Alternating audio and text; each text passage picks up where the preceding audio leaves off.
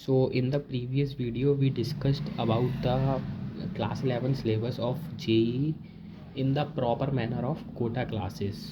तो आज हम लोग 12th का सिलेबस देखेंगे कि मतलब वैसे basically JEE consist of 11th and 12th syllabus.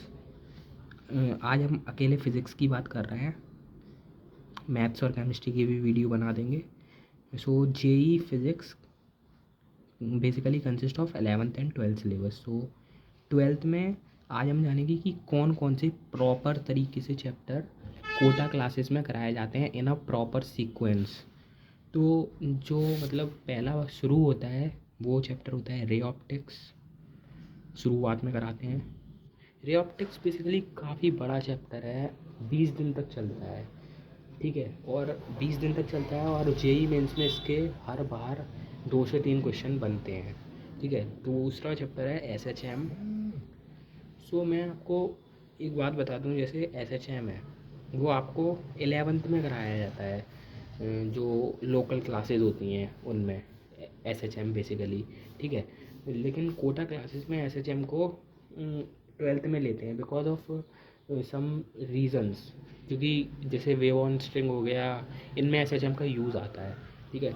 तीसरा चैप्टर अपना पढ़ाते हैं इलेक्ट्रोस्टैटिक्स।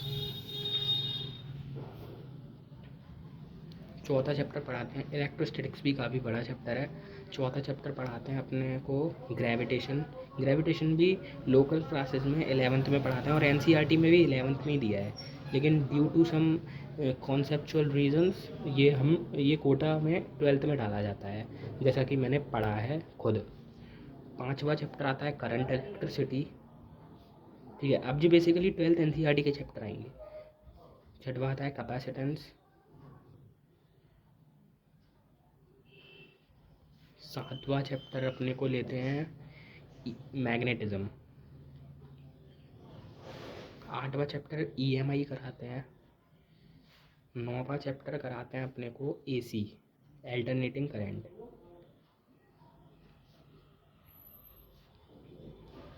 तो ये पूरा बेसिकली एक टाइप के चैप्टर्स हो जाते हैं ये तीनों।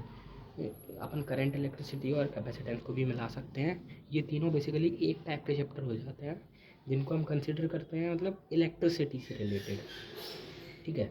अब जो पार्ट आएगा वो आएगा वेव का पार्ट आएगा अब।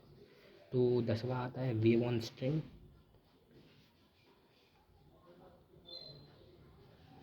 Basically I find difficult to find these chapters in NCERT books.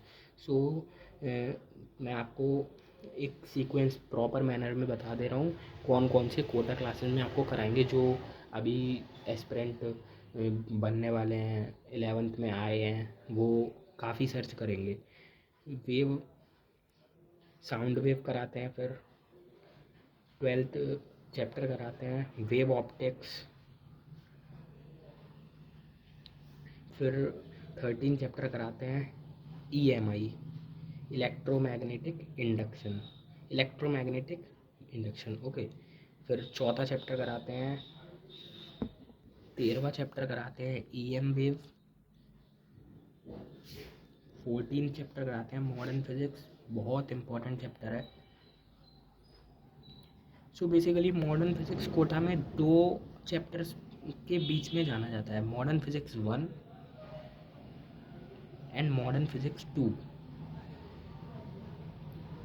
इसमें बेसिकली जो फिज़िकल केमिस्ट्री में अपन पढ़ते हैं 11th क्लास में, एटॉमिक स्ट्रक्चर, हिंसबर्ग, ये सब पढ़ाते हैं। और इसमें रेडियो एक्टिव मेटल्स के बारे में पढ़ाते हैं, डिके, ये सब, ठीक है।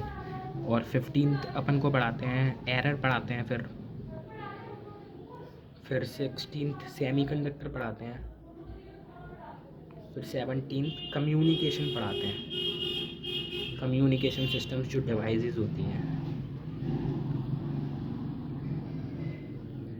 सो जैसा कि आप लोगों को बता दूं, JEE 2024 मेंस के सिलेबस से ये चैप्टर रिमूव कर दिया गया है, ये वाला। तो आप चाहें तो ये नहीं करें। तो बेसिकली ये सारे chapters 12th JEE mains plus advance को कवर करते हैं। एडवांस में ये चैप्टर है, तो थैंक्स फॉर वॉचिंग। ये डिटेल्ड एनालिसिस था क्लास 12 सिलेबस का।